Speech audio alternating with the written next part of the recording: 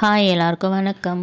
நிறைய யூடியூப் வீடியோவில் வந்து நான் பார்த்துருக்கேன். இந்த ஒரே ஒரு மல்லி இலை வச்சு பதியம் பண்ணியிருக்காங்க. அதிலேருந்து வந்து துளிரும் வந்திருக்கு, வேரும் வந்திருக்கு. அது வந்து ஒரு செடியாகவே வளர்ந்து வந்திருக்கு. சரி நாமளும் ட்ரை பண்ணலாம் அப்படின்னு சொல்லிட்டு கொஞ்சம் மல்லி செடியிலேருந்து கொஞ்சம் கட்டிங்ஸ் எடுத்துக்கிட்டேன். நான் வந்து மல்லி செடியில் கட்டிங்ஸ் எடுத்து பதியம் பண்ணியிருக்கேன். அதில் வந்து வேரும் வந்திருக்கு. வேர் வந்ததுக்கப்புறம் அந்த மல்லி செடியை எந்த மண்கலையை வச்சு நம்ம ரீபாட் பண்ணணும் அப்படின்னு சொல்லிட்டு சீக்கிரமே வீடியோ வந்து உங்களுக்கு அப்லோட் பண்ணுறேன். இப்போ வந்து நான் அந்த இலையை வச்சு நான் பதியம் பண்ணி காட்டுறேன். செடி வளருதா வளரலையா அப்படின்னு சொல்லிட்டு பார்க்கலாம். இதுக்கு வந்து கட்டிங்ஸ் வந்து ரொம்ப பழைய கிளையாக எடுக்கக்கூடாது. புது துளிராக வரும் பார்த்திங்களா, அதுவும் எடுக்கக்கூடாது. மீடியமாக கலை இருக்கும் பார்த்திங்களா, அந்த கலை மட்டும்தான் எடுக்கணும். இது நார்மலாக நம்ம கட்டிங்ஸ் வச்சு பதியம் போடுறதுக்கும் பொருந்தும். இப்போ இந்த களைங்களை வந்து தண்ணியில் ஒரு அரை மணி நேரம் தண்ணி போட்டு வச்சிடலாம். போட்டு வச்சதுக்கப்புறம் அந்த இலையை வந்து அந்த கணு இருக்குது பார்த்தீங்களா, அதோடு நாம் கிள்ளி மண் லைட்டாக கீறிட்டு அந்த கணு பகுதி மட்டும் உள்ளே போகிற மாதிரி அந்த இலையை வச்சுட்டு மண் போட்டு மூடிடணும். ரொம்ப இலை வந்து உள்ளே போகிற மாதிரி வைக்கக்கூடாது. அந்த கணு மட்டும்தான் மண்ணில் இருக்கணும். லைட்டாக தண்ணி ஊற்றிக்கலாம். இந்த இலை வந்து எந்த செடினா குண்டு மல்லி செடியிலேருந்து எடுத்தது. இந்த கட்டிங்ஸ் வந்து சாதா மல்லி நம்ம கடையிலலாம் வாங்குவோம்ல, அந்த மல்லி அதிலேருந்து வர இலையை வச்சு நான் இப்போ பதியம் பண்ணி காட்டுறேன். இந்த மாதிரி கணு வந்து பகுதி இருக்கணும். அதை வந்து லைட்டாக மண்ணில் உள்ளே போகிற மாதிரி வச்சுட்டு மண் போட்டு நல்லா டைட்டாக அழுத்தி விட்டுருங்க. 2 இலை வர மாதிரியும் நம்ம பதியம் பண்ணலாம்.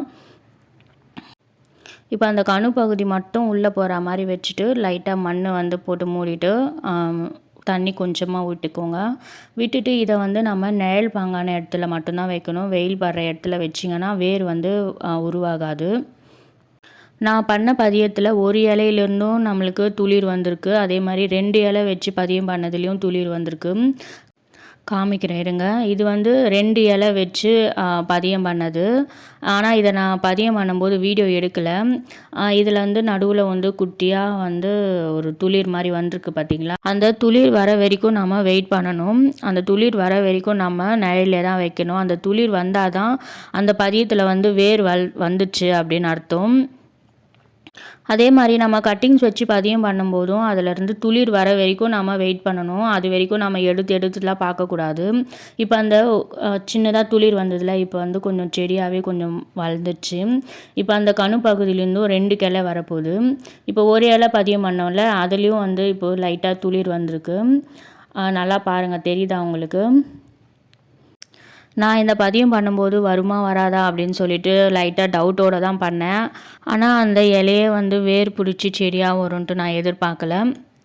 இப்போ வந்து அந்த இலையிலேருந்து வந்த துளிர் வந்து கொஞ்சம் பெருசாகவே ஆயிடுச்சு. நான் இன்னும் அந்த கவர் கூட நான் மாற்றவே இல்லை. உங்களுக்கு காமிக்கணும் அப்படின்னு சொல்லிட்டு அந்த செடி அந்த கவர்லேயே தான் இருக்குது. அந்த இலையும் வாடவே இல்லை பாருங்கள், அப்படியே தான் இருக்குது. இப்போது அதே செடியே வந்து அடியிலேருந்து இன்னொரு கிளையும் வந்து உருவாகியிருக்கு. பழைய கிளையில் வந்து மொட்டுக்களும் வச்சுருக்கு. அந்த இலையிலேருந்து எப்படி துளிர் வந்தது, அது எப்படி செடியாக மாறி அதில் வந்து பூக்களும் பூத்துச்சு அப்படின்னு சொல்லிட்டு உங்களுக்கு வீடியோவாக காமிக்க தான் அந்த கவர்லேருந்து கூட இன்னும் செடியை வந்து நான் மாற்றலை. இப்போ அந்த பூவும் வந்து பூத்துருச்சு. இதுக்கப்புறம் தான் ஒரு பெரிய பாட்டில் இதை ரீபாட் பண்ணி வைக்கணும். அதுக்கப்புறம் செடி இன்னும் நல்லா வேகமாகவே வளரும். ஸோ நீங்களும் இந்த ஒரு இலை வச்சு பதியம் பண்ணி பாருங்கள். இந்த பதிவு பிடிச்சிருந்தால் லைக் பண்ணுங்கள், ஷேர் பண்ணுங்கள், மறக்காமல் சேனலை சப்ஸ்கிரைப் பண்ணுங்கள். தேங்க்யூ.